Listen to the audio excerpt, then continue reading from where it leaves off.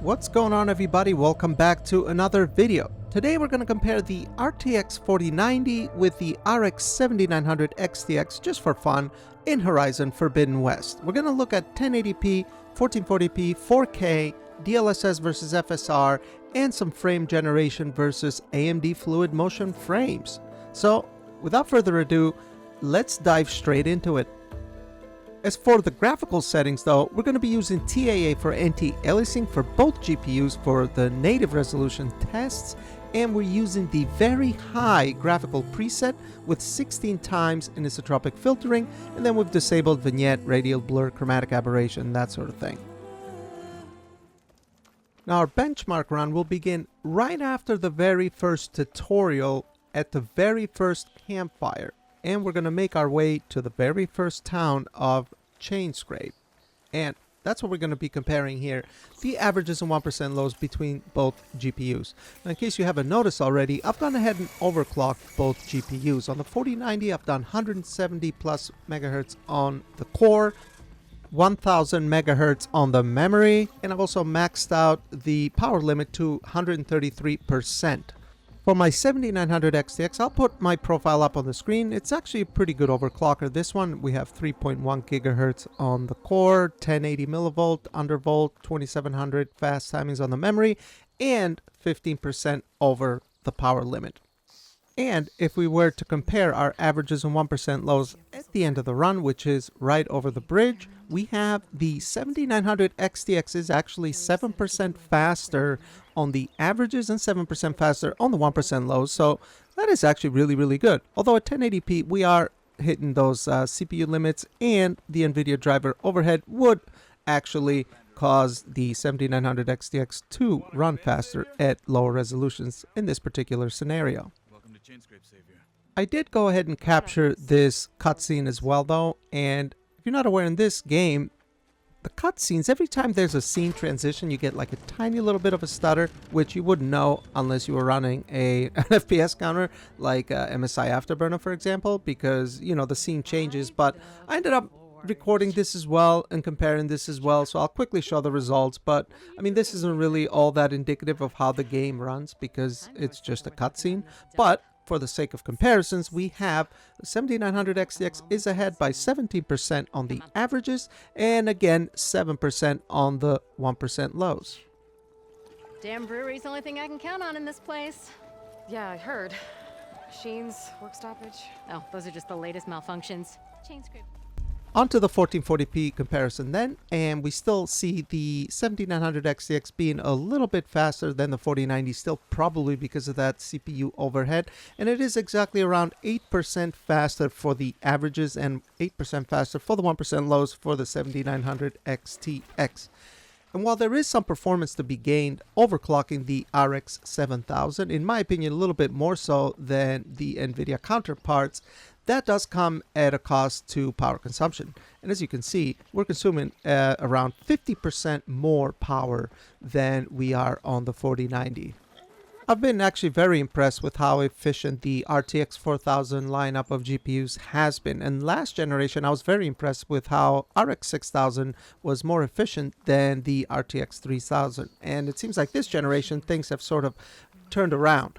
But regardless, it's still quite impressive that we're able to match the 4090 in this particular case with a GPU that costs literally half the amount on the market. Still though, there is a lot more that separates these GPUs than just sheer rasterized performance or just one game, but it's still very interesting nonetheless. Damn brewery's the only thing I can count on in this place. Now, coming back to the cinematic again, we still have the 7900 XTX be 12% faster on the averages and 7% faster on the 1% low. So it looks like the 4090 is starting to catch up just a little bit. But he's a story best told over a cold beer. I agree. Now let's look at 4K. On to 4K then. We have basically a tie. Well, the 4090 is 2 FPS faster on the averages, which is like 2%, but that's within margin of error. And 1% lows, 4090 is 1 FPS faster. I would call this a tie, about as tie as it gets. So that is very impressive.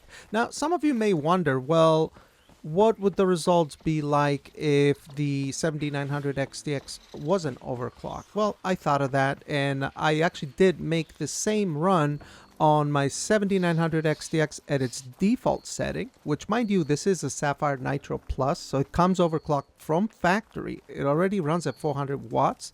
And what is the difference when I overclock it with my profile? Well, we can take a look at that just for curiosity's sake and see what it is. But as far as 4K native with both cards overclocked, they are equal in this particular scenario. But let's take a look at overclock versus default clock, just for curiosity's sake. So here's the run again at 4K native. Still, we have 7900 XTX overclocked on the left and default clock on the right. And I was able to squeeze out 11% more performance on the averages and 11% more on the 1% lows. So that's pretty good for an additional 60 more watts of power consumption. It's also about what you would expect, right? 10 to 15% is what I've normally seen by manually overclocking this particular GPU. And sometimes it can be a little bit less than that. Sometimes, rarely, it can be even more than that. But normally it's between 10 and 15%. So not bad. But anyway, now we're going to take a look at 4K DLSS quality and FSR quality with some combat in it as well. So let's check it out. So we're going to still stay at 4K here, and we're going to head for our first mission after the town, and we're turning DLSS to quality. That will change TAA to DLSS now for anti-aliasing. And then we're still keeping the same very high graphical preset, and this here is our 7900 XTX. We'll turn on FSR 2.2 quality. Also changes the anti-aliasing from TAA, and still 16 times anisotropic filtering, very high graphical preset.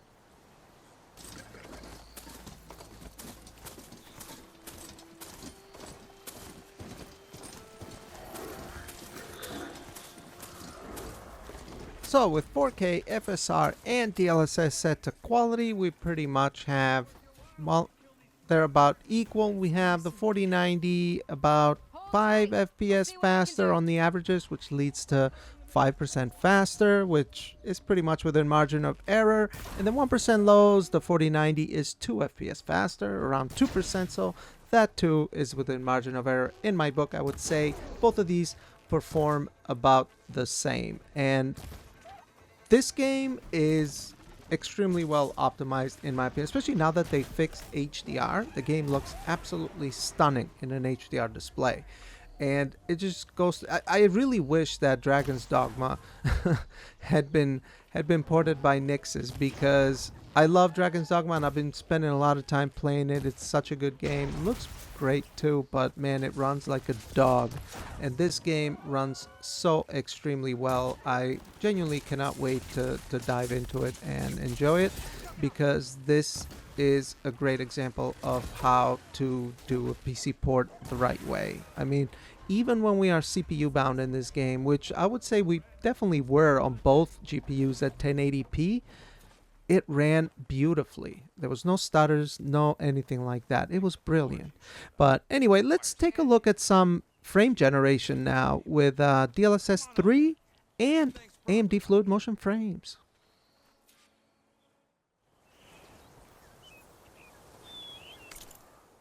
So the way this is going to work is we're going to be targeting native 4K, and we're going to use DLSS frame generation to boost our frame rate. But we're going to keep TAA for anti-aliasing on both GPUs. There's going to be no upscaling. This is going to be native, very high with frame generation. Now, since we don't have FSR3 frame generation in the game yet, we have to use the more inferior AMD Fluid Motion Frame, which is a driver-based frame generation technology that is definitely not in the same level of quality as FSR3 or DLSS3, but it is something that we can use. And I'm actually going to show you how exactly this works and some of the things that people don't usually talk about, but is a thing with AFMF. Now, keep close attention to the frame rate. We're getting 83 FPS, and this is at native 4K. Nothing upscaled, nothing like that. Now, you see that blue bar with the FPS, that is going to tell us what the actual total amount of frame is, including the generated frames, because MSI Afterburner cannot read the generated frames because they're generated by the AMD driver. However, the AMD performance metrics overlay can show us the total frames, and that's what that blue bar is that I've put down below. Right now, Fluid Motion Frames is off. That's why it's showing the same exact frame rate as MSI Afterburner. And now we're going to go ahead and toggle AFMF on, and as you've seen, we went from 83 FPS to 148. So it's essentially doubling our frame rate. But pay close attention to the frame rate on MSI Afterburner. It went from 84 to 74.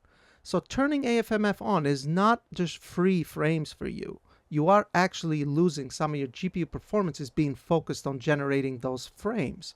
So we basically lost 14% of our frame rate to be able to turn AFMF on. So this is something I don't usually see people talk about, but I wanted to mention it nonetheless. So we're going to go ahead and compare now with DLSS 3 frame generation and AFMF. So let's do it.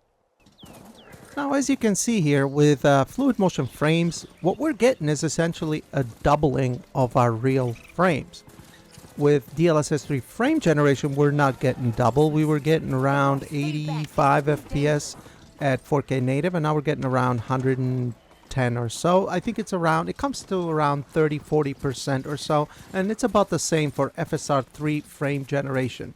So that is a cool thing about AFMF, that it can double the frame rate, but I think that's really the only cool thing about it. And why don't we dive a little bit deeper into this though? What I've done is I've recorded both of these footages for this part of the comparison at 120 frames per second so that we can slow it down and examine the fluidity, because that is what these technologies are designed to be.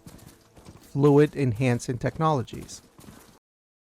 So I've gone ahead and slowed the footage by 50%. But you should still be getting a 60 FPS video through YouTube. Speaking of which, it's probably going to add even more blur to this footage, but if you pay close attention and look at the trees on both sides, with AFMF, they look extremely blurry, especially in the distance. But every time you make a sudden turn, it's almost like there's a dynamic resolution and it aggressively drops to the bottom for like a split second until it catches up.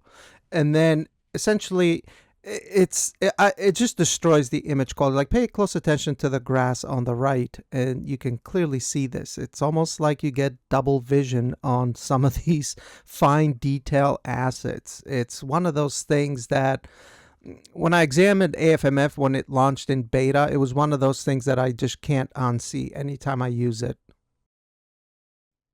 So for example, we're going to run AFMF here, the footage, and just pay close attention to the things around you, the grass, the rock face. I mean, even the horse itself, it looks blurry. It doesn't look good, in my opinion. The image looks almost like it's being rendered from a lower resolution somehow. That's what it looks like to me. Now, take a look at DLSS 3 frame generation here.